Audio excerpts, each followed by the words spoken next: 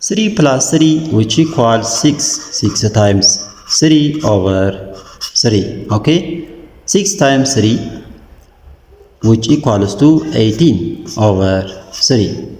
18 over 3 which equals 6. Okay, but this answer is not correct because according to the order of operation Pemdas, first we have to do parentheses, then exponent, then multiplication or division, and finally addition or subtraction.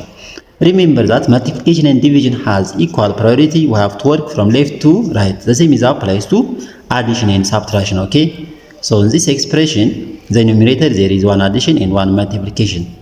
Therefore, according to Pemdas, this multiplication has higher priority than this addition because multiplication comes before addition. Okay, therefore first we need to do this multiplication first and next this addition. Okay, if we do this addition before this multiplication, it is wrong.